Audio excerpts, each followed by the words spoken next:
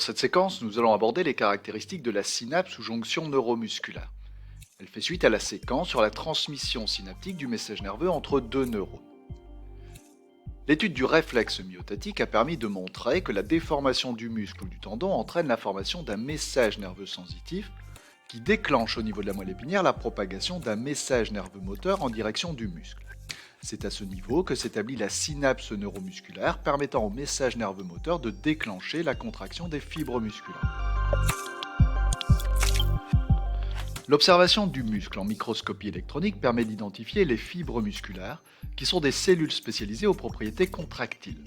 On y distingue aussi les terminaisons nerveuses du motoneurone alpha, qui établissent des synapses avec les cellules striées squelettiques.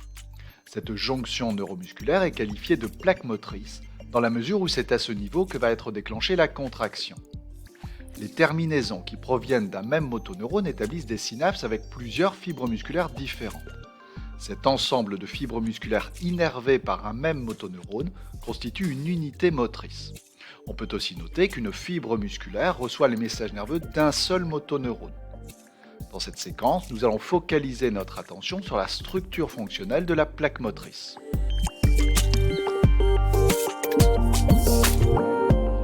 La jonction neuromusculaire s'établit entre un neurone présynaptique qui est le motoneurone alpha et la fibre musculaire. Le fonctionnement de la synapse s'effectue au niveau du bouton synaptique. À ce niveau, la membrane présynaptique appartenant au motoneurone est séparée de la membrane postsynaptique qui appartient à la cellule musculaire. Motoneurone et fibre musculaire sont séparés par la fente synaptique. C'est l'ensemble de cette zone qui est qualifiée de synapse ou jonction neuromusculaire. Le bouton synaptique contient un ensemble de vésicules remplies de neurotransmetteurs. S'agissant d'une synapse neuromusculaire, les neurotransmetteurs sont des molécules d'acétylcholine. De l'autre côté de la fente synaptique, on trouve des récepteurs postsynaptiques aux neurotransmetteurs, localisés dans la membrane de la cellule musculaire.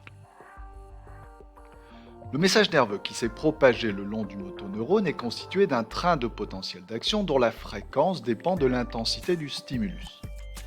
L'arrivée du message nerveux au niveau du bouton synaptique déclenche le déplacement des vésicules synaptiques vers la membrane présynaptique, puis leur fusion avec elle afin de s'ouvrir dans l'espace synaptique.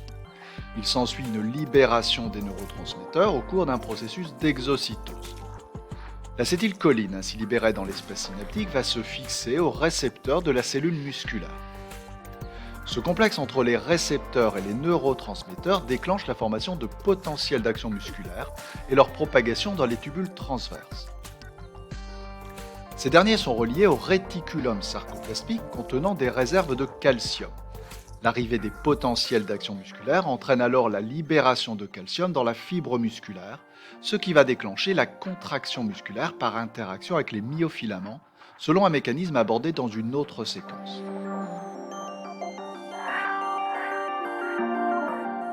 Pour terminer cette séquence, nous allons montrer quelques interactions avec les drogues. Une drogue est un analogue structural d'un neurotransmetteur. Cela signifie qu'une drogue possède une structure moléculaire suffisamment proche de celle d'un neurotransmetteur pour pouvoir se fixer sur les récepteurs postsynaptiques à la place des neurotransmetteurs eux-mêmes. Dans le cas de la synapse neuromusculaire, il s'agit d'analogues structuraux de l'acétylcholine. La drogue peut tout d'abord avoir un effet antagoniste. C'est le cas de certains curares ou de l'alpha-bungarotoxine. Le curare est une substance qui est tirée d'une liane amazonienne et qui est utilisée par des chasseurs à la sarbacane pour neutraliser leur proie. L'alpha-bungarotoxine est quant à elle une molécule présente dans le venin de certains serpents. Ces molécules bloquent les récepteurs musculaires à l'acétylcholine. Puisque dans la fente synaptique, celle-ci ne peut plus se fixer à ces récepteurs, alors il n'y a plus de potentiel d'action musculaire, ni de libération de calcium, ce qui entraîne un arrêt de la contraction musculaire. La drogue peut aussi avoir un effet de type agoniste. C'est le cas de la nicotine contenue dans la cigarette, qui va stimuler les récepteurs à l'acétylcholine.